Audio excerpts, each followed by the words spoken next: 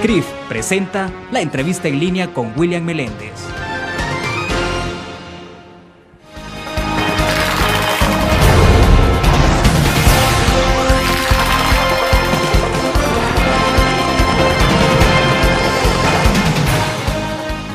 Bienvenidos a la entrevista en línea, es viernes 15 de junio de 2012. Saludamos a nuestros cibernautas que están con nosotros a través de la prensagráfica.com, también a nuestros radioyentes en Grupo Utris Radio y a quienes nos ven a las 9 de la noche en Canal 25. Un saludo para ustedes.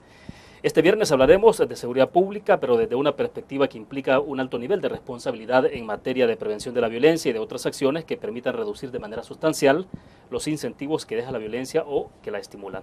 Como saben ustedes, El Salvador pasa por un momento particular en tanto se plantea una caída dramática o drástica en el número de homicidios diarios. Después de contar con casi 12 homicidios al día, el país ahora registra un promedio de 5.3 hasta lo que llevamos del mes de junio. El gobierno ha negado reiteradamente que se trate de un posible acuerdo directamente con las pandillas, pero bueno, sigue pesando la idea de un posible pacto o acuerdo.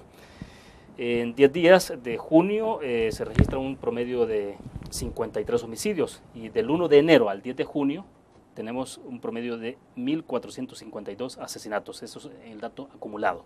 Para hablar de todos estos temas nos acompaña este día en nuestros estudios Hugo Acero Velázquez. Él es consultor internacional en seguridad pública y ex subsecretario de Convivencia y Seguridad Ciudadana de Bogotá, Colombia. Hugo, bienvenido, un gusto. Buen día. Bueno, para comenzar, nos gustaría que nos explicara un poco el motivo de su visita, de su presencia acá en el país, Hugo. Bueno, mañana tengo precisamente una reunión, una conferencia en donde vamos a tratar el tema de la violencia y cómo el sector, tanto el Estado como el sector privado pueden realmente ayudar a resolver parte de esos problemas en nuestras sociedades, particularmente en Centroamérica. A ver, entonces, la idea de compartir con la gente en el país, con la sociedad, ¿de qué estamos hablando? O sea, ¿cuál es como la temática central? Yo creo que el tema central de la conferencia apunta a mirar cómo, particularmente el Estado tiene pues desde luego unas responsabilidades en materia de seguridad, pero cómo también el sector privado entra a jugar un papel. No solamente desde el punto de vista de la responsabilidad social que tienen las empresas y el sector privado, sino de la responsabilidad que tiene cualquier ciudadano desde el punto de vista del cumplimiento de sus deberes. Uno de ellos tiene que ver con, de manera específica, el pago de impuestos, que es lo que realmente mantiene a los estados en términos de su funcionamiento. Entonces, es una discusión de, tenemos un problema básico en materia de violencia y delincuencia en cada uno de nuestros países, cómo vamos a resolverlo y cuánto cuesta eso y quién pone los recursos, porque definitivamente hay que plantearlo de esa manera. Y yo creo que los resultados que se han dado en algunos otros países, incluido Colombia, está puesto en esos términos.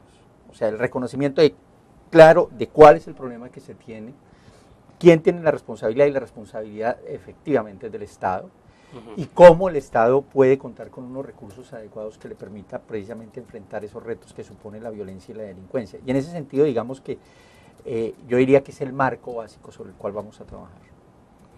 Ahora, ¿hay recetas en torno a esto? ¿Hay fórmulas adecuadas? Que cada país obviamente tiene su propia experiencia, pero entonces, ¿cómo actuar ante esto? Yo creo que no hay recetas para dar en cómo enfrentar los problemas, aunque tenemos problemas comunes.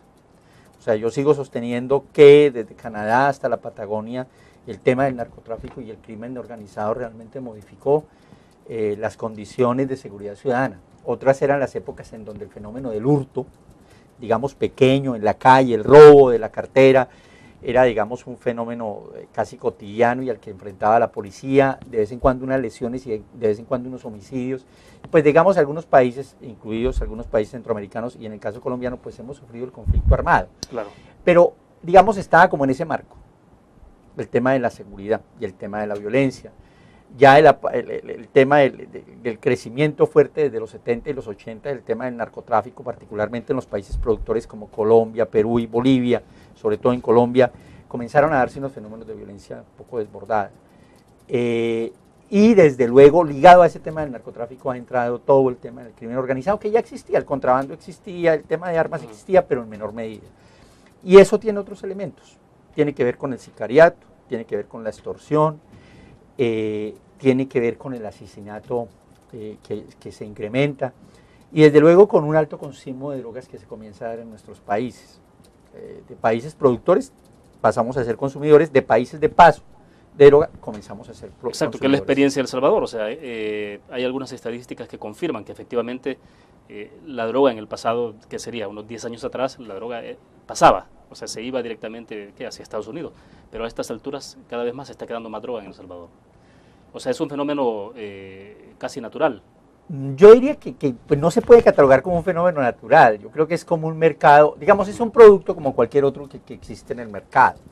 Es un producto que se ofrece, es un producto que se acepta y es un producto que desde el punto de vista de productores y distribuidores lo que se espera es que haya mayor cantidad de consumo. Y eso es en todo lado, o sea, se produce para consumir. Y desafortunadamente ha crecido no solamente en Europa y en los Estados Unidos, sino en nuestros países el número de consumidores. Entonces, hace como 6, 7 años, cerca de 8 años, discutíamos precisamente con el gobierno de México, con algunos funcionarios del gobierno mexicano, y ellos sostenían que la droga estaba de paso, que la droga en México estaba de paso, que ese era un problema de los colombianos, y que pues desde luego como estaba de paso, pues eso no iba a afectar la situación en México. Yo les decía, no, la droga llegó para quedarse. Y eso no solamente sucede en México, sino está sucediendo en otros lugares. Y la droga realmente sí llegó para quedarse y para transformar la realidad delincuencial y violenta de nuestros territorios. Yo sí creo que ese fenómeno hay que tenerlo en cuenta. Creer que solamente está de paso, que no va a afectar, que algunos de los recursos que ingresan por parte de esas drogas pueden beneficiar, o de esos negocios ilícitos, no solamente del narcotráfico, sino de la trata de personas, del comercio de armas, puede beneficiar la economía, yo creo que es algo ingenuo. Y la realidad ha sido tosuda, y nos ha mostrado que estos negocios, desde luego, no solamente están de paso, se quedaron y han deteriorado y seguirán deteriorando de manera grave la violencia y la delincuencia en nuestros territorios. Perfecto. Debo hacer una pausa comercial, regresamos después de esto.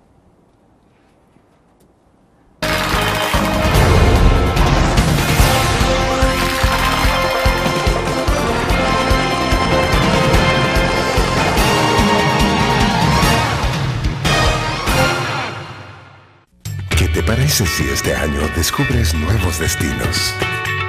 Alcanzas tus metas. Manejas nuevos triunfos sin más preocupaciones.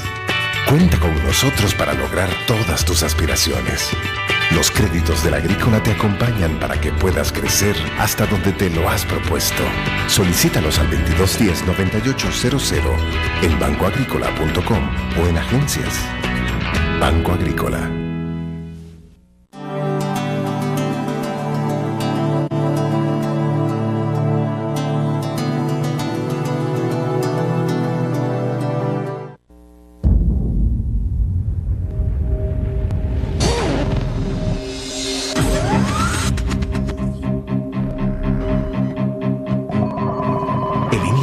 Estrategia financiera desde los negocios y la actividad económica hacia toda Centroamérica. El Economista Regional, una revista especializada donde encuentras el panorama empresarial y los principales movimientos financieros. El Economista, el modelo regional de información económica.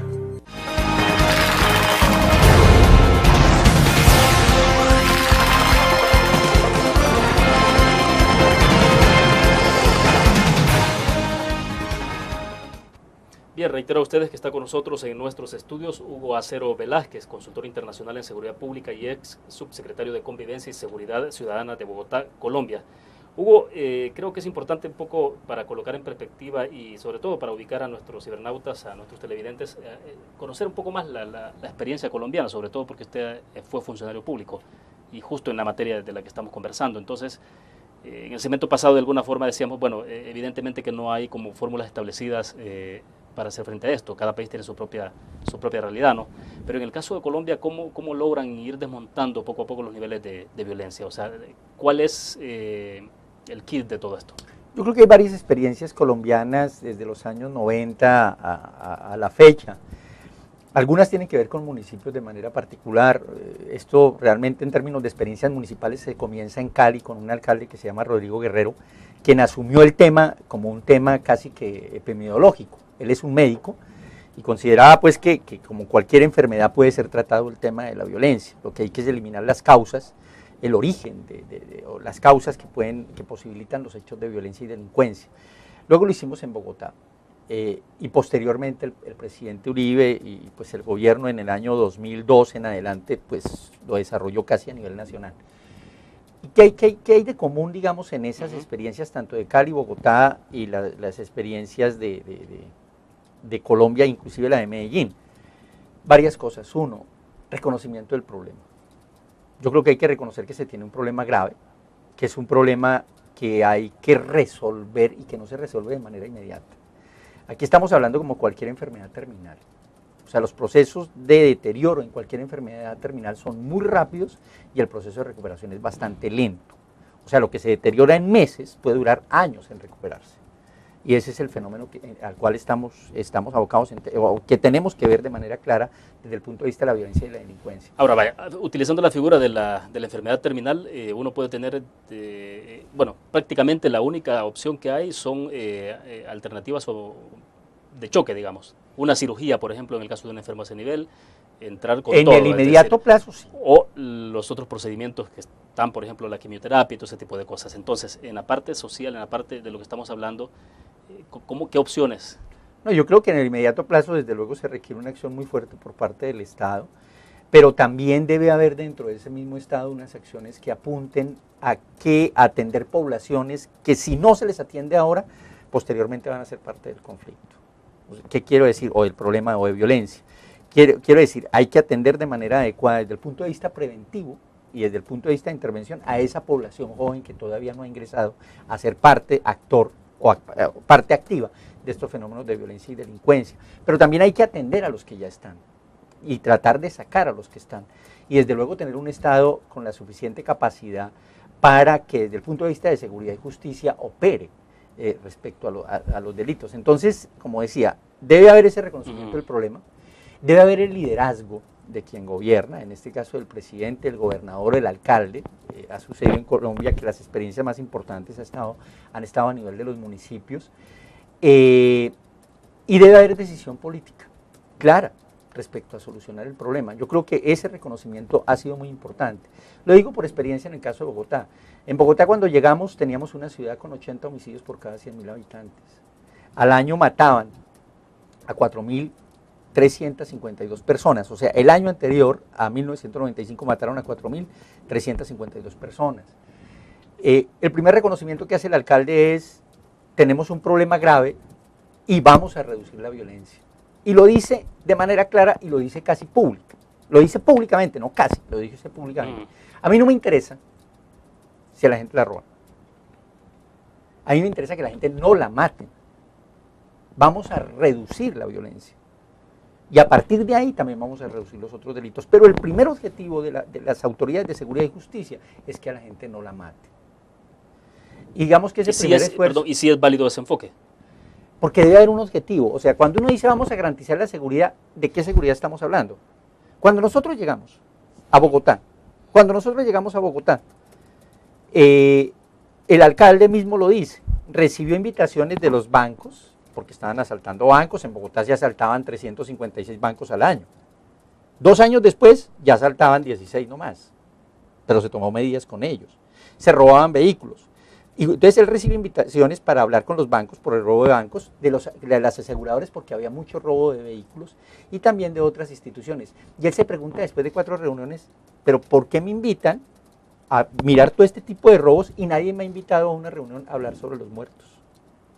O sea, ¿dónde está realmente el punto focal de la sociedad? ¿Hacia dónde debemos privilegiar los temas de seguridad? Inclusive, quiero decirle, desde el punto de vista de seguridad, un policía recibía más puntos desde el punto de vista de calificación cuando evitaba o recuperaba un carro que cuando disminuía los homicidios.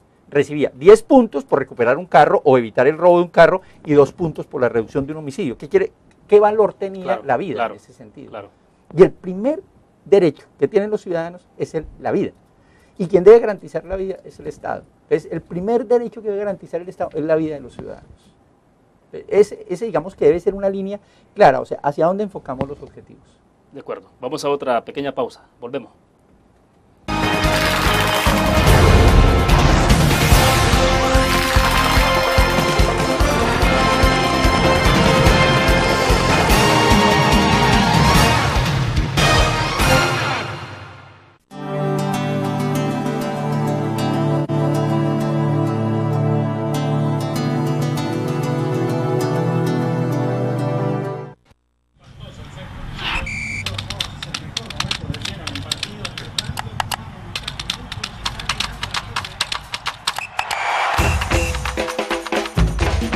pasión del deporte está en www.elgráfico.com.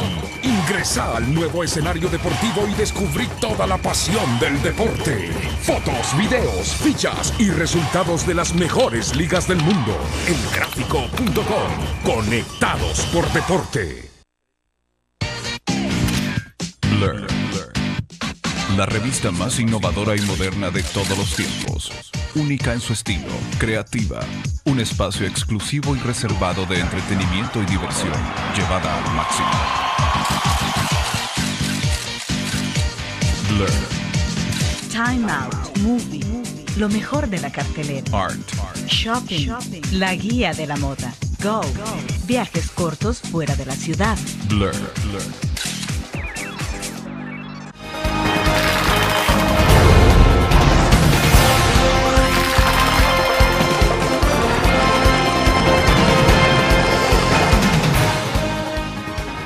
Hugo, pero entonces no basta con tener, digamos, un buen diagnóstico del problema que se está viviendo. Decía usted, hay que reconocer el problema. Ese es como un paso más. Pero Reconocerlo, se reconoce porque se tiene un diagnóstico y se sabe, eso es como otra vez como la enfermedad, sabemos de qué gravedad estamos hablando y cuáles son, ya le hicimos los exámenes, ya sabemos qué hay y cómo vamos a intervenir.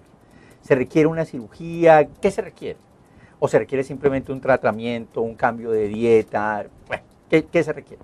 Digamos que ese primer reconocimiento es muy importante. El otro es decisión a solucionar el problema y liderazgo de quien gobierna. Y ese liderazgo debe traducirse no solamente en que la gente lo sienta, sino ese liderazgo debe traducirse en un compromiso, en comprometer de manera real y efectiva a otras instituciones que tienen responsabilidades. Por ejemplo, el Ministerio Público. ¿Qué está haciendo el Ministerio? No solamente para que pida plata. Yo siempre he dicho en nuestros países, y así comencé trabajando hace cerca de 15 años cuando comencé en Bogotá, por plata no nos preocupemos, porque plata no hay. Debemos trabajar con lo que tenemos. La policía tenía pocos carros, pocos radios. A medida que fuimos avanzando, nos fueron dando los recursos para tener más carros, más radios, tener una justicia mucho más fuerte, poder construir 2 cárceles como se construyeron, poder hacer ese tipo de cosas, pero también tener políticas preventivas. Entonces hay que comprometer a las instituciones, y no solamente a las instituciones de seguridad y justicia, como el Ministerio Público, como los jueces, como las cárceles también, sino también hay que comprometer a las autoridades que tienen que ver con el desarrollo social. Pensemos en un sitio violento y que tiene alta violencia y delincuencia aquí en San Salvador. ¿Uno que encuentra? Además de pandillas o maras, o además de robos y venta de droga. Hay niños y niñas por fuera del sistema educativo. Jóvenes que están por fuera del sistema educativo, que son carne para este tipo de organizaciones criminales. Son alimento para estas organizaciones criminales. Tenemos falta de iluminación, tenemos basuras, tenemos parques abandonados, tenemos problemas de desarrollo, digamos, en estas comunidades. ¿Quién debe dar ese tipo de cosas? Uno dice el Estado, pero siempre se refiere al Estado Nacional. ¿Dónde está el alcalde? Bueno, pero alguien da el primer paso. En Colombia, ¿quién dio ese primer paso? ¿Fue el alcalde? En el caso de Bogotá fue el alcalde, y con base en las leyes y en la Constitución nos pusimos a trabajar en equipo, no solamente las instituciones de seguridad y justicia, sino todos los meses, e inclusive al final de gobierno cada 15 días nos reuníamos 16 instituciones, las cabezas, y tomábamos decisiones. ¿Y en qué momento logran desactivar la parte política partidaria que tiene que ver ya con intereses muy particulares de los partidos, incluso en posiciones a veces que pueden resultar egoístas, de decir, bueno, como yo no estoy gobernando, quizás que le vaya mal a este y que vea cómo resuelve el problema? Es decir, ¿en qué momento llega ese nivel de madurez y los partidos, por ejemplo, dicen hay que trabajar de manera integrada con esto? Cuando esto se hace público, cuando de cara a la comunidad, cuando a través de los medios de comunicación, cuando de cara a la comunidad, cada institución asume la responsabilidad que le corresponde. Y sobre un principio básico, todos los meses, cada institución entregaba resultados. O sea, decía qué había hecho, cómo lo había hecho y cuáles eran sus resultados. Públicamente lo hacíamos en una rueda de prensa. el Ministerio Público salía a decir qué había hecho. Cuando teníamos problemas con los jueces, que la policía los detiene y los jueces los sueltan. Entonces, la pregunta de un periodista en cualquier rueda de prensa con relación al señor del Consejo Seccional de la Judicatura, que maneja a los jueces, es ¿por qué los están soltando? Y él debería responder. O sea, es un trabajo que tiene que ser público. Y el otro elemento importante de todo esto es que yo creo que en esto debemos dejar de lado, digamos, ese sentimiento partidista. ¿Por qué? Porque es que la seguridad no tiene color político. La seguridad no es ni de derecha ni es de izquierda. Eso no le pertenece a nadie. Eso le pertenece a quien gobierna.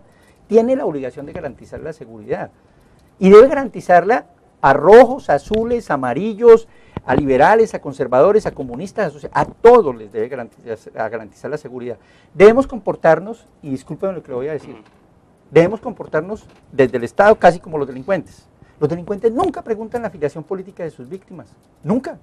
Claro, ¿O acaso claro. le pregunta, usted pertenece a Arena, usted pertenece al Partido Liberal, usted pertenece al Partido Conservador, usted pertenece al Frente? Nunca pregunta eso. Extorsiona, asesina, roba, secuestra y nunca pregunta por la afiliación política. Yo pregunto por qué las personas que están dirigiendo el Estado, en nombre de cualquier partido político, no logran hacer esa diferenciación. Claro. O ese análisis claro. De acuerdo. Vamos a otra pausa, regresamos.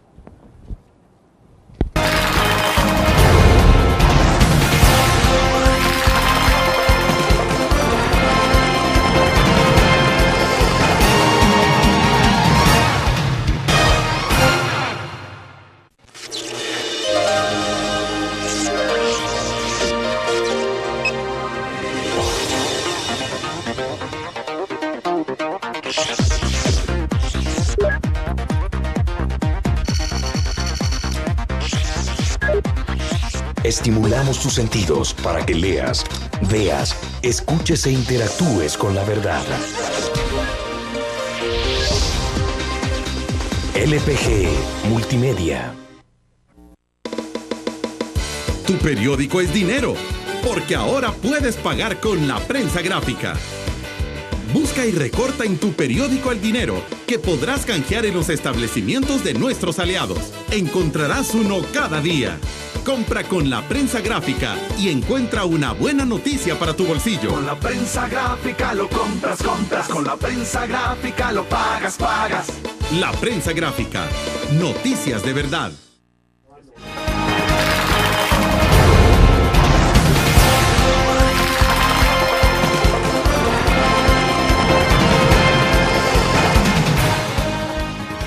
Bueno, en medio de esto creo que hay una parte interesante que tiene que ver, bueno, hablamos ya de los partidos políticos, de cómo se debe asumir este desafío, ¿no? De cómo enfrentar la inseguridad en estos países, pero la otra parte tiene que ver con cómo hacer para trascender políticas que se impulsan en un momento determinado a que trasciendan a políticas de Estado. Y lo que decíamos en el corte comercial, es decir, cómo lograr que una política de esta logre mantenerse al margen de los cambios de gobierno de partidos políticos incluso. Y seguramente es uno de los temas que mañana vamos a mirar precisamente con el sector privado. El sector privado no solamente debe pagar impuestos y debe pagar lo que realmente corresponde para que el Estado tenga recursos para poder funcionar, sino que el sector privado debe jugar un papel muy importante, y es el papel de veeduría, y es el papel también analítico. O sea, no solamente el sector privado debe decir, yo quiero seguridad, yo demando seguridad, sino debe ser un sector privado activo, que haga análisis del problema y que proponga salidas. En el caso colombiano, particularmente en Bogotá, en el año 1997, inició un programa, los gremios económicos, junto con el diario más importante, que es el diario El Tiempo, y con una ONG, que se llama Bogotá, ¿cómo vamos? Y eso comenzó como un programa que hacía análisis sobre los temas de seguridad. Y además hacía una encuesta sobre victimización y percepción, y cada 3 meses la estaba haciendo pública. ¿Quiénes estaban involucrados, perdón? Los gremios económicos, todo el Consejo pues, Intergremial. O sea, estamos hablando de cámaras de comercio. Cámara de comercio, empresariales. todo. Eran 123, digamos, líneas, que, digamos, básicamente 10 líneas productivas, 123 gerentes de empresas grandes que se agremiaron a través de la Cámara de Comercio, Comité Intergremial, y ellos fueron los que crearon Bogotá, ¿cómo vamos? Comenzaron con como decía, con el tema de seguridad. Hacían los análisis, yo salía a decir públicamente, estamos mejorando en materia de seguridad. Ellos salían con su encuesta y decían, los ciudadanos en Bogotá se sienten muy inseguros y la encuesta, comparada con la encuesta anterior, se sienten más inseguros. Han sido más víctimas. ¿A quién le creían? ¿A ellos o a mí? Le creían más a ellos. Además, ellos tenían dentro de su staff al diario más importante. Luego, entonces, ellos publicaban sus encuestas y pues uno se molestaba como funcionario. Ellos tuvieron tal éxito que cada 6 meses, nos citaban, no nos invitaban, nos citaban a entregar cuentas, públicamente. Y ese era, al comienzo yo no fui, te cuento que yo, y lo digo públicamente, yo no fui cuando me invitaron a esa primera reunión. Yo dije, pues yo no voy, no tengo que ir allá, y además ellos sacan informaciones que demeritan el trabajo que hemos hecho. Pues al otro día apareció en el diario El Tiempo, secretario de Seguridad se niega a entregar resultados. Pues me citaron 2 días después y yo era el primero que estaba en la reunión. Porque eso sí, que lo pongan a uno públicamente en esa condición es muy difícil. Pero entonces, ¿cuándo rompen con ese distanciamiento para enfrentar el fenómeno? Digamos que ellos comenzaron con este tema, Bogotá cómo vamos crece y ya es un programa que está Bogotá cómo vamos en salud, Bogotá cómo vamos en educación, Bogotá cómo vamos en medio ambiente, Bogotá cómo vamos en todas las líneas de desarrollo. Inclusive ellos comenzaron y se acercaron a la administración también lo hizo y comenzaron a ser parte de esa discusión hacia dónde va Bogotá en cada una de esas líneas. Y ellos tienen grupos especializados en cada una de las áreas que apuntan hacia dónde va Bogotá y lo discute con la administración. Cosa que cuando una administración va a cambiar, ellos saben perfectamente hacia dónde va Bogotá. Se reúnen con los candidatos antes de que sean electos alcaldes. Tan pronto son elegidos alcaldes, se vuelven a reunir con el alcalde y con su equipo para decirle Bogotá tiene unas líneas claras de desarrollo. Entonces el sector privado ahí está jugando un papel no solamente de veeduría, sino también de actor importante de desarrollo en todas las líneas de desarrollo, incluido el tema de seguridad. Ellos plantean cosas como en dónde hay que hacer esfuerzos en materia de seguridad y desde luego los discute con la administración y los asume. Es la mejor forma de continuidad, porque si tenemos una organización que no cambia, los empresarios no van a cambiar, ellos no cambian cada 4 años como los gobiernos. Claro. Los gremios económicos, la prensa no va a cambiar de cada 4 años, son permanentes. Es una sociedad civil activa que lo que hace es exigirle a los estados que tengan unas líneas claras de desarrollo y ellos le hacen veeduría. Entonces, como no cambian, cada gobierno simplemente está recibiendo la misma veeduría y hay unas líneas claras de desarrollo en la ciudad. Y ellos se encargan de que esas líneas permanezcan. Desde luego hay discusiones con ellos que tienen que ver con los recursos y que tienen que ver con los impuestos. O sea, sin plata es muy difícil solucionar estos problemas. ¿Cuál es el nivel de involucramiento entonces en la parte financiera? ¿Hasta dónde llegar? ¿Hay que crear un impuesto especial destinado a esto? Los resultados de Bogotá, particularmente los de Medellín y particularmente en Colombia, detrás de esto no solamente está el liderazgo, está una política integral que va de la prevención a la represión del delito, un profesionalismo, sino también hay un sustento económico. Hay un sustento, un financiamiento de esas políticas. ¿De dónde salen? Pues de los impuestos.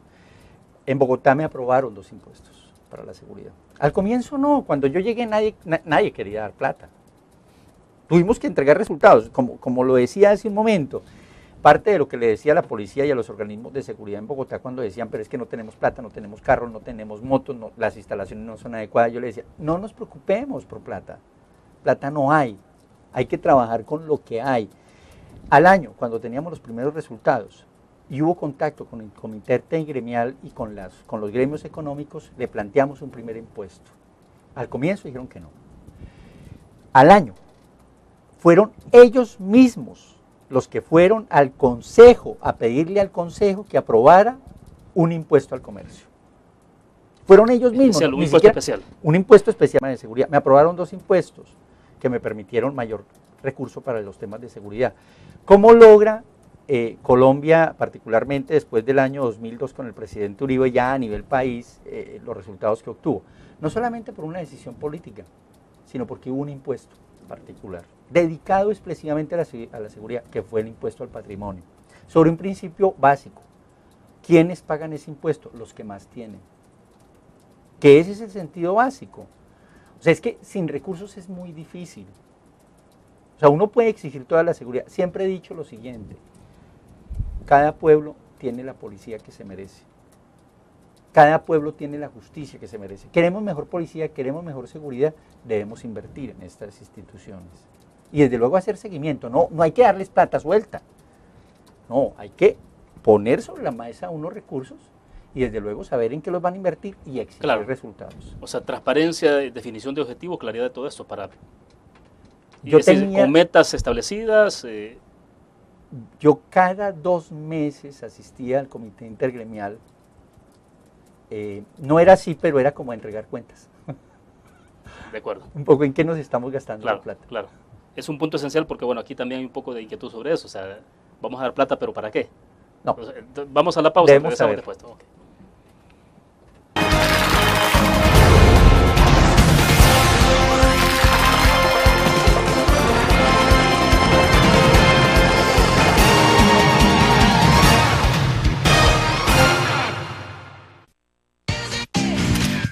Blur. La revista más innovadora y moderna de todos los tiempos. Única en su estilo, creativa. Un espacio exclusivo y reservado de entretenimiento y diversión, llevada al máximo. Blur. Time Out, Movie, lo mejor de la cartelera. Art. Shopping, la guía de la moda. Go, viajes cortos fuera de la ciudad. Blur. Tu periódico es dinero, porque ahora puedes pagar con la prensa gráfica. Busca y recorta en tu periódico el dinero, que podrás canjear en los establecimientos de nuestros aliados. Encontrarás uno cada día. Compra con la prensa gráfica y encuentra una buena noticia para tu bolsillo. Con la prensa gráfica lo compras. Con la prensa gráfica lo pagas. La prensa gráfica. Noticias de verdad.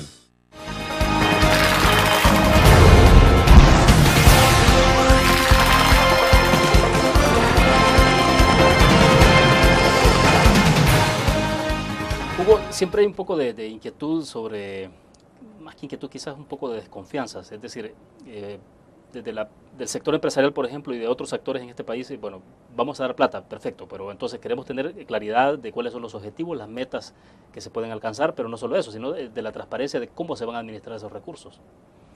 Entonces, ese tipo de hecho, bueno, ahora se suma un poco el tema de la situación económica mundial que está afectando desde luego a El Salvador. Entonces, bueno, ¿cuándo es el momento de entrar con un impuesto? Es decir, pero bueno, tenemos una situación concreta que está afectando el Producto Interno Bruto. Pues la verdad es que si lo miramos desde el punto de vista económico, solamente desde el punto de vista económico, yo creo que para los industriales, para los comerciantes y para quienes van a tener que pagar ese impuesto, sobre todo aquellos que pueden realmente pagarlo, pues no existe ningún momento propicio, desde el punto de vista económico. Ahora, desde el punto de vista de seguridad, tendría que ser ya. No existe ninguna posibilidad de aplazarlo, porque cada día que pasa la situación se deteriora. Cada día que pasa la situación hace que nuestra inversión esté en mayor riesgo. Es más, que no haya posibilidades de invertir. O sea, una sociedad que tiene ciertos niveles de violencia no es atractiva para la inversión. Sin seguridad no hay inversión, sin inversión no hay empleo y sin empleo no hay bienestar, así de sencillo. Entonces eso debería ser ya. Ahora, desde luego que se requieren unos compromisos claros de quién recibe los recursos, de quién los administra y cómo los ejecuta. Y yo creo que en esa discusión de poder obtener unos recursos, en esa discusión con quienes lo van a pagar, debe haber un espacio para que haya vigilancia de esas personas, de esos gremios, de quienes van a tener que pagar, de cómo se invierten los recursos. Lo decía hace un momento, nosotros recibíamos esos recursos y teníamos que responder públicamente por la ejecución. ¿En qué nos los vamos a gastar? ¿Cuántas patrullas? ¿Cuántos radios? ¿Cuántos cursos de capacitación? ¿Cuántas unidades de policías que construíamos nuevas en cada uno de los barrios? Y toda esa información estaba disponible, es decir, esto es lo que nos ingresa por la vía del impuesto y esto es lo que estamos invirtiendo, gastando en cada uno de los rubros. Tiene que estar disponible. ¿Cuánto me vale el carro? ¿Cuánto me vale mantenerlo? Claro. ¿Cuál es el gasto en gasolina? ¿Cuál es el gasto en mantenimiento? Cada unidad tiene un costo preciso. Recibo una plata, yo puedo mantener esto. Y eso es lo que yo debo entregar.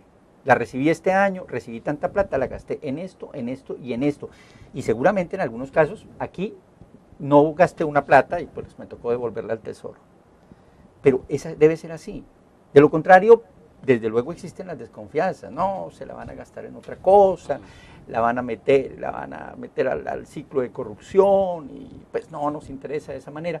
Y mientras que se dan esas discusiones de si pagamos un poquito más, si hacemos con la plata que paguen más, hacemos una inversión, mientras que tenemos todas esas discusiones que no nos llevan a ningún lado, pues hombre, los únicos que realmente están beneficiados son los delincuentes. Claro. Hugo, desde fuera, ¿cómo se está viendo esta situación excepcional del país de la disminución de homicidios?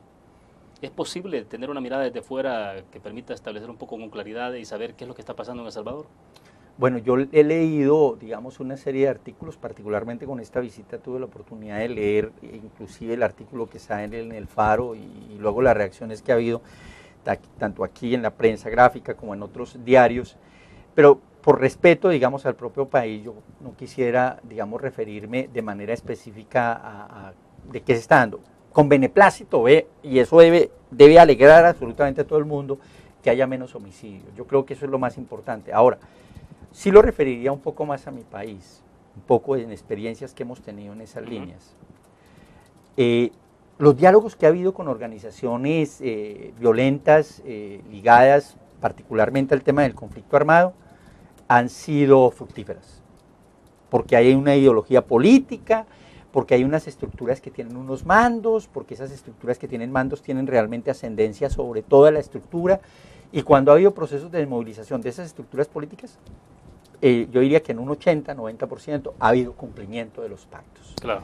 Cuando se ha hablado con delincuentes, y tengo que decirlo, con delincuentes sin contenido político, como ha sido el caso de los paramilitares, e inclusive en algún momento se llegó a hablar con el cartel de Medellín a través de Pablo Escobar en los años 90. Cuando se ha negociado con estos criminales, la verdad es que los pactos duran muy poco. La verdad es que uno no sabe quién es ese negocio. Inclusive hoy en el país todavía no sabemos qué se negoció con los paramilitares. Desde luego hubo unas épocas de paz, mientras que hubo todo el proceso de diálogo. No se siguió delinquiendo, no hubo violencia, o por lo menos se disminuyó de manera considerable. Pero lo que sí se sabía es que aún estando en diálogo, seguían manteniendo sobre todo el negocio del narcotráfico, seguían manteniendo el negocio de la extorsión, seguían manteniendo una serie de negocios. Y eso llevó a que en el año 2008 el presidente Uribe extraditara a 13 paramilitares que estaban en ese proceso de diálogo. Tan pronto extraditaron a los 13 paramilitares, el país se descuadernó. ¿Por qué? Porque no eran unas estructuras sólidas, eran unas estructuras en donde después de ese mando, de ese líder que sostenía su poder a punta de violencia, casi de pena de muerte dentro de la estructura, quien no cumplía las órdenes lo mataban más o menos, tan pronto desaparece, pues todo el mundo comenzó a pelearse el liderazgo de esas organizaciones. ¿Por qué? Porque es que el negocio es muy rentable, porque detrás de esas organizaciones estaba el tema del narcotráfico, estaba el comercio de armas, estaba el tema del contrabando, estaba el tema de trata de personas, y ahí estaba el tema de la extorsión, que eso no es un dinero nada despreciable, son muchos millones posiblemente de dólares que se da a través de esos negocios. Entonces, en esos negocios ilegales y en esas estructuras más bien delincuenciales y no políticas, la palabra o el proceso de negociación es bastante débil, y se quiebra porque lo que algunos están buscando es que los dejen delinquir sin que los molesten, y ese es un problema que hay que revisar muy claramente. O sea, las experiencias que hemos tenido en Colombia en diálogos con delincuentes sin contenido político han sido nada gratas, o sea, no avanzan mucho, realmente. Inclusive lo decía, y lo digo aquí porque lo dije allá en México, si alguien quiere negociar con los narcotraficantes mexicanos, ¿qué puede negociar? Pregunto yo. ¿Que quieren dialogar con los Zetas, que quieren dialogar con los otros carteles? ¿Qué pueden entregar? ¿A qué se pueden comprometer? Sí, claro. ¿A desactivar el negocio como si México fuera una isla? No, ese negocio va a seguir activo. Seguramente algunos se desmovilizan, pero mientras que eso sea rentable, del jefe para abajo hay mucha gente que quiere seguir manejando en ese negocio y lo va a manejar de manera muy violenta. Pero además, en términos de negociación, solo hay un camino, o sea, es que dejen ese tipo de negocio. Y no lo van a dejar, o sea. El tema que habría que mirar es... ¿O qué? ¿Le van a pedir que le bajen un poco al tráfico de la droga, el número de asesinatos? O sea, eso no le queda bien al Estado y creo que el Estado no lo va a hacer. sea, es muy difícil que el Estado se siente a negociar y decirle, vea, ya nosotros no lo vamos a perseguir, siga teniendo el negocio, pero no lo haga con violencia. Claro. Mira, en Colombia los narcotraficantes decían, cuando hubo la amenaza de extradición, ellos decían que preferían que los juzgaran los jueces colombianos y no los jueces norteamericanos, cuando apareció por primera vez la extradición. Efectivamente, en el año 1991, por presión de los propios narcotraficantes, desapareció la extradición. Y cuando los jueces colombianos decidieron investigar y juzgar a los narcotraficantes los mataron. ¿Qué querían? Que nadie los juzgara.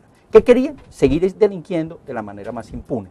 Yo creo que ahí hay una debilidad grande, digamos, en esos procesos por eso lo digo, en mi país, de esos pactos o esas negociaciones que a veces se hacen con organizaciones no políticas. Perfecto. Vamos a hacer otra pausa comercial. Cuando regresemos, la participación de la sociedad civil, la participación del ejército en todas esta clase de actividades. Vamos a una pausa.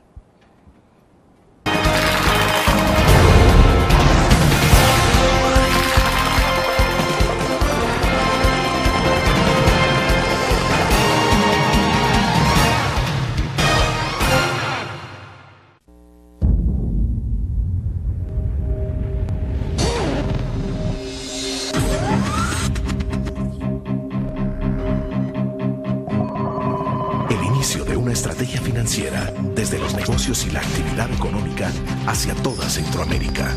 El Economista Regional, una revista especializada donde encuentras el panorama empresarial y los principales movimientos financieros. El Economista, el modelo regional de información económica.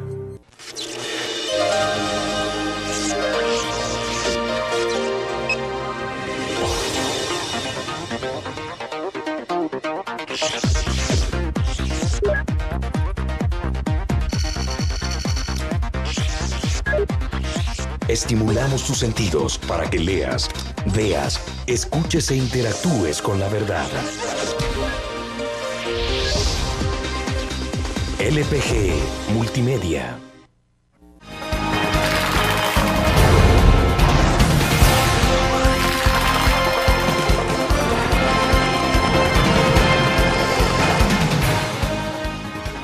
Bien, hay otro tema relacionado, Hugo, es de participación de la sociedad civil en todo este esfuerzo, es decir, ya hablamos de alguna manera de la institucionalidad del país, estamos hablando de los tribunales, de órganos de justicia en general, de las alcaldías, de los gobiernos municipales, del gobierno mismo, pero bueno, en el término de la parte de la sociedad civil y cómo se involucra, por ejemplo, el caso del ejército en estas circunstancias.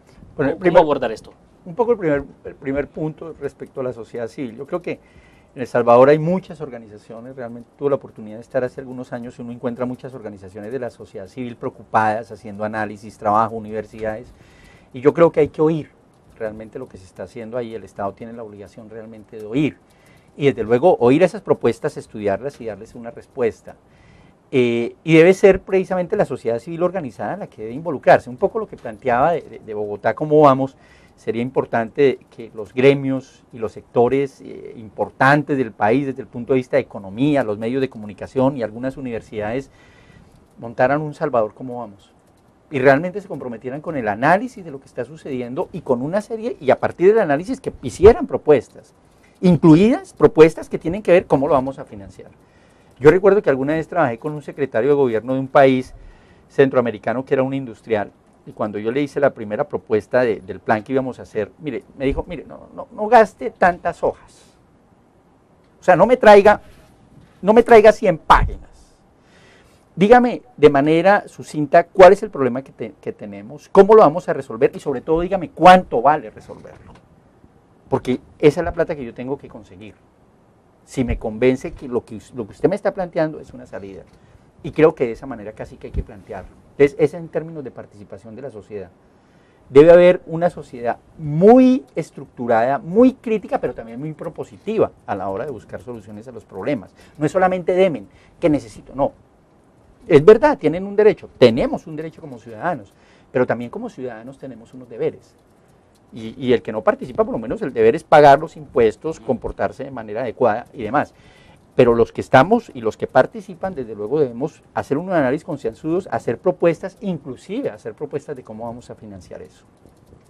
Ahora, el segundo punto, desde el punto de vista, el segundo punto que tiene que ver con los ejércitos.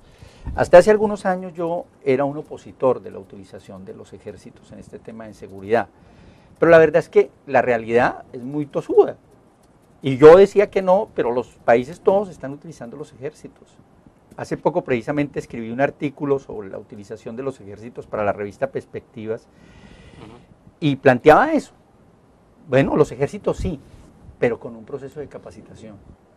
Si ya no los estamos utilizando porque no hay conflictos entre países y tenemos unas personas ahí que el Estado las tiene ahí, capacitémoslas. 6 meses en estos temas de seguridad. Venía del aeropuerto hacia el hotel hoy y vi una patrulla en donde iba un policía con 3 soldados. Sí, claro. La pregunta es, ¿qué hacen esos 3 soldados con fusil? ¿Es la mejor arma realmente para controlar o para estar dispuesto, o estamos en guerra? O, por dicho, hay otro tipo de armas, hay otro tipo de entrenamiento.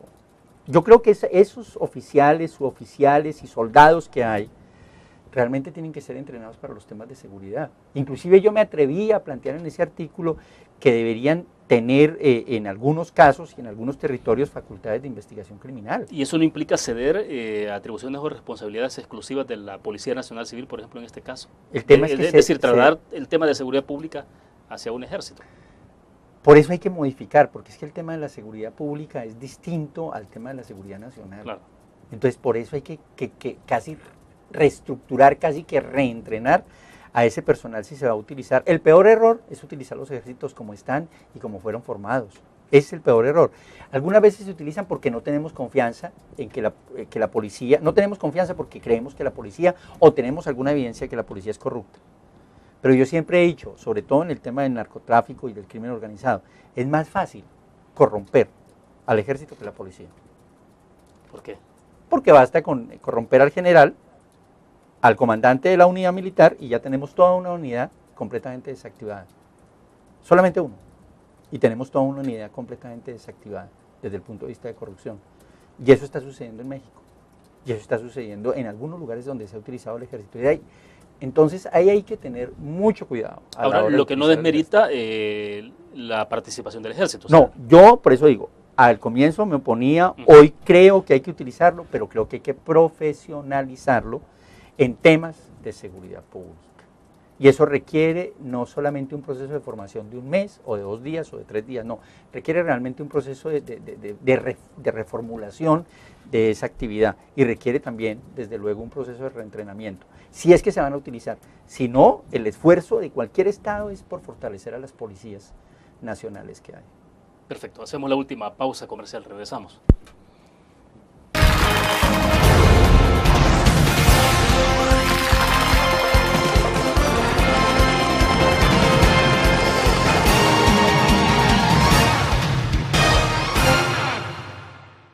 ¿Qué te parece si este año descubres nuevos destinos? Alcanzas tus metas. Manejas nuevos triunfos sin más preocupaciones. Cuenta con nosotros para lograr todas tus aspiraciones. Los créditos de la Agrícola te acompañan para que puedas crecer hasta donde te lo has propuesto. Solicítalos al 2210-9800 en bancoagricola.com o en agencias. Banco Agrícola.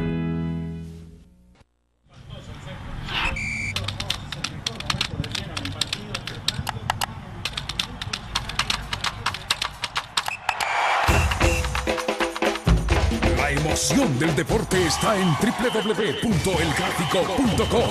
Ingresa al nuevo escenario deportivo y descubrí toda la pasión del deporte.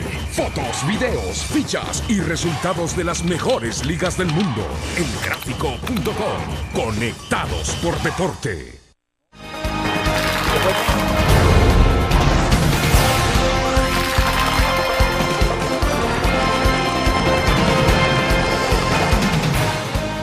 Bueno, nos quedan 4 minutos. ¿Cómo se ve entonces la región centroamericana? Es decir, una vez que vemos la experiencia mexicana, lo que está pasando en México. En algún momento había alguien que planteaba, bueno, en la medida en que en Colombia han combatido el narcotráfico, pues es evidente que el narcotráfico tenderá a hacer algunos movimientos, a moverse más hacia los lugares donde hay menos represión del delito, donde tienen más facilidades para operar. México se supone que ha entrado un poco en esa categoría, pero hay quienes suponen ahora que puede haber un desplazamiento hacia Centroamérica. Yo creo que hace rato está ese desplazamiento. Y yo creo que los narcotraficantes mexicanos no solamente fueron los que traspasaban la droga, sino también ya controlan toda la ruta de desplazamiento. E inclusive yo creo que en algunos casos tienen producción en Colombia y en los países productores como Perú y Bolivia. O sea, mexicanos hay en todo ese territorio. Igual sucede con los colombianos. Realmente los colombianos, los ligados a los carteles, se movieron hacia otros países, hacia Brasil, Argentina, a Venezuela y hacia otros países, y desde ahí han seguido sus negocios, dado que Colombia ha hecho un esfuerzo grande por controlarlos. Pero desde luego, digamos, en términos de producción y también de distribución. Ahora, los carteles mexicanos, pues desde luego que tienen un control sobre el tema centroamericano, pero yo digo, hacia adelante puede suceder algo que lo he venido diciendo hace rato, y es cada vez más hay un proceso de involucramiento de organizaciones locales, y yo diría que de algunas maras con el tema del narcotráfico.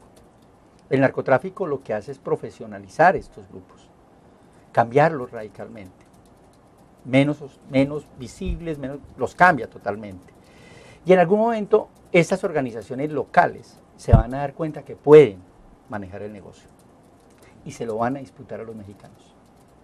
Le van a decir: este territorio es nuestro, este territorio nosotros lo controlamos, efectivamente le llevamos la droga hasta determinado sitio, pero este territorio es nuestro, usted no tiene por qué controlarlo. ¿No está pasando ya eso con las pandillas? Yo creo que sí, y en algún momento, si llegan a tener el suficiente poder, porque esa ha sido una estructura que tiene seguramente mayor organización que algunos otros carteles, en algún momento posiblemente hasta le disputen el poder en el mismo territorio mexicano. Hacia adelante. Eso uno podría pensar que eso puede suceder, porque así se ha visto. Le ha sucedido a los carteles colombianos donde han llegado. Llegan, efectivamente hacen el negocio, los grupos delincuenciales locales juegan un papel dinámico en donde ayudan a ese tipo de negocios, pero cuando los grupos locales se dan cuenta que pueden manejarlo, sacan a los colombianos. Le dicen: ya usted más bien me manda y yo controlo eso. Claro. Y ya luego le dicen: no me la mande, yo voy por eso. No se preocupe, ya tenemos toda la estructura, yo voy por eso. Es más, no produzca. Yo allá ya tengo unas inversiones que es mi producción. Es el capitalismo más salvaje que uno puede encontrar, visto en un negocio que desde luego tiene todas las características básicas de negocio. Y esa ha sido una forma, una reproducción natural que ha habido ya en otros casos. Es decir, no sería nada nuevo, digo. Pues el caso mexicano es el más diciente. Otra eran las épocas en donde los carteles colombianos le colocaban la droga en la frontera con Estados Unidos, los grupos dedicados al contrabando y demás pasaban la droga y se la entregaban a los carteles colombianos al otro lado para que la distribuyeran. Llegaron el momento en donde se dieron cuenta que no, o sea, los estaban utilizando. Además ya tenían el suficiente poder económico que llegaron y le dijeron: más bien tráigame la droga aquí, y la droga que llega aquí ya es mía. Y yo me encargo de la distribución, tengo estructuras del otro lado que me permiten hacer esa distribución. Ya luego le dijeron: ¿sabe qué? No me la traiga, yo voy por ella. Y estoy completamente seguro que ya hoy tienen hasta negocio de producción en propia Colombia y en algunos otros países. Solo para cerrar entonces, ¿las pandillas se pueden ver en ese escenario? Yo digo que hacia adelante, sobre todo es que lo que toca el narcotráfico lo transforma radicalmente, y el crimen organizado en general, y yo creo que las pandillas y maras no van a ser la excepción. Bien, se nos fue el tiempo. Gracias, Hugo. Muy gentil, muy amable. Bueno, terminamos entonces la entrevista en línea. Gracias a ustedes por su fiel sintonía. Esperamos que descansen durante el fin de semana y nos vemos el próximo lunes.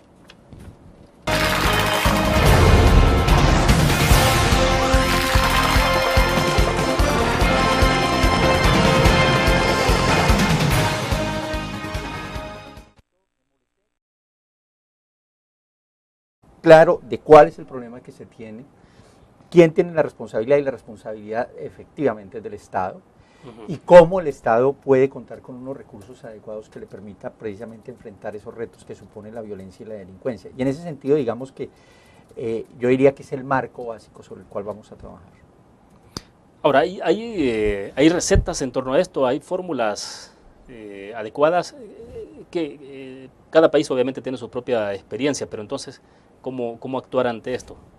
Yo creo que no hay recetas para dar en cómo enfrentar los problemas, aunque tenemos problemas comunes. O sea, yo sigo sosteniendo que desde Canadá hasta la Patagonia el tema del narcotráfico y el crimen organizado realmente modificó las condiciones de seguridad ciudadana. Otras eran las épocas en donde el fenómeno del hurto, digamos pequeño, en la calle, el robo de la cartera, era, digamos, un fenómeno casi cotidiano y al que enfrentaba la policía, de vez en cuando unas lesiones y de vez en cuando unos homicidios. Pues digamos, algunos países, incluidos algunos países centroamericanos y en el caso colombiano, pues hemos sufrido el conflicto armado. Claro. Pero, digamos, estaba como en ese marco, el tema de la seguridad y el tema de la violencia. Ya el tema del crecimiento fuerte desde los 70 y los 80, el tema del narcotráfico, particularmente en los países productores como Colombia, Perú y Bolivia, sobre todo en Colombia, comenzaron a darse unos fenómenos de violencia un poco desbordados. Y desde luego, ligado a ese tema del narcotráfico, ha entrado todo el tema del crimen organizado, que ya existía, el contrabando existía, el tema de armas, y la droga realmente sí llegó para quedarse y para transformar la realidad delincuencial y violenta en nuestros territorios. Yo sí creo que ese fenómeno hay que tenerlo en cuenta. Creer que solamente está de paso, que no va a afectar, que algunos de los recursos que ingresan por parte de esas drogas pueden beneficiar, o de esos negocios ilícitos, no solamente del narcotráfico, sino de la trata de personas, del comercio de armas, puede beneficiar la economía, yo creo que es algo ingenuo. Y la realidad ha sido tosuda, y nos ha mostrado que estos negocios, desde luego, no solamente están de paso, se quedaron y han deteriorado y seguirán deteriorando de manera grave la violencia y la delincuencia en nuestros territorios. Perfecto. Debo hacer una pausa comercial, regresamos después de esto.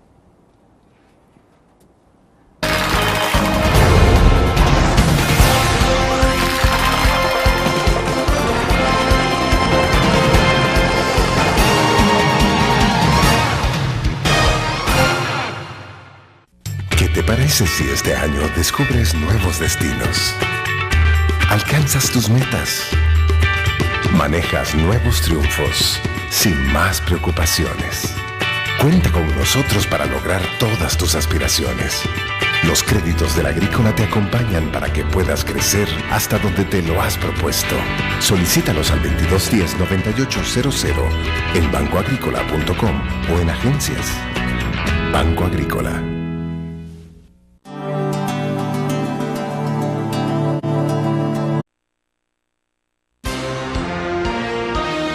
CRIF presenta la entrevista en línea con William Meléndez.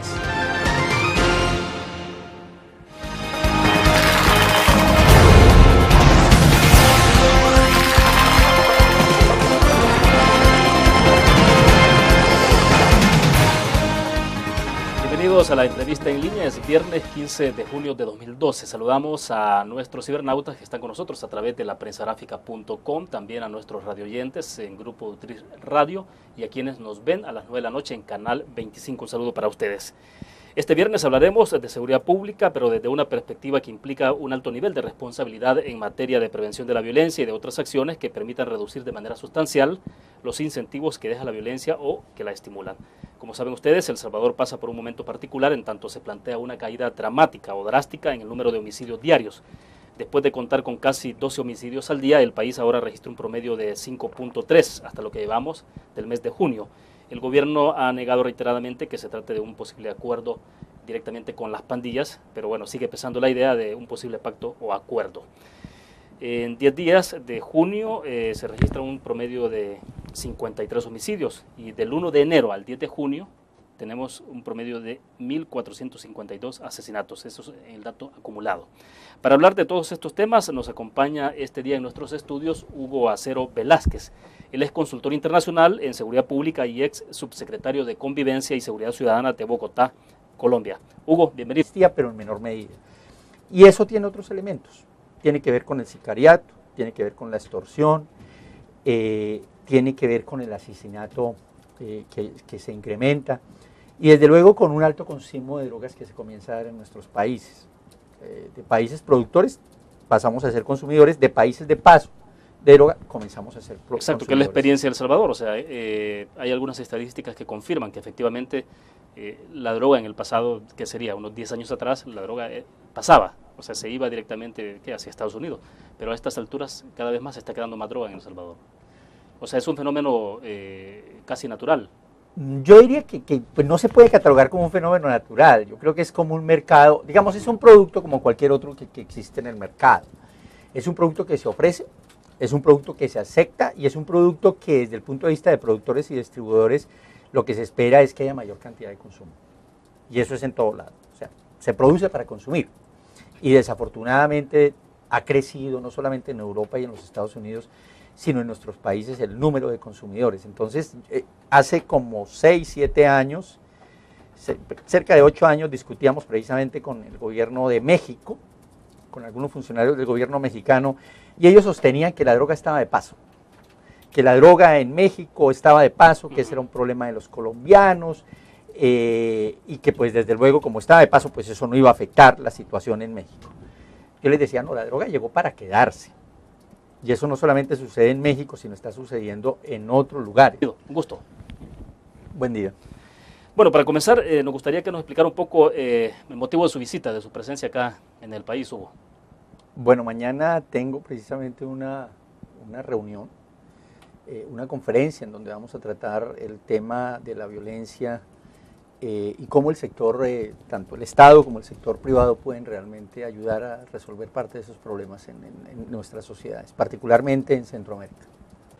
A ver, entonces, la idea de compartir con la gente en el país, con la sociedad, ¿de qué estamos hablando? O sea, ¿cuál es como la temática central? Yo creo que el tema central de la conferencia apunta a mirar cómo, particularmente el Estado tiene pues desde luego unas responsabilidades en materia de seguridad, pero como también el sector privado entra a jugar un papel, no solamente desde el punto de vista de la responsabilidad social que tienen las empresas y el sector privado, sino de la responsabilidad que tiene cualquier ciudadano desde el punto de vista del cumplimiento de sus deberes. Uno de ellos tiene que ver con, de manera específica, el pago de impuestos, que es lo que realmente mantiene a los estados en términos de su funcionamiento. Entonces, es una discusión de, tenemos un problema básico en materia de violencia y delincuencia en cada uno de nuestros países, cómo vamos a resolverlo y cuánto cuesta eso, y quién pone los recursos, porque definitivamente hay que plantearlo de esa manera. Y yo creo que los resultados que se han dado en algunos otros países, incluido Colombia, está puesto en esos términos. O sea, el reconocimiento de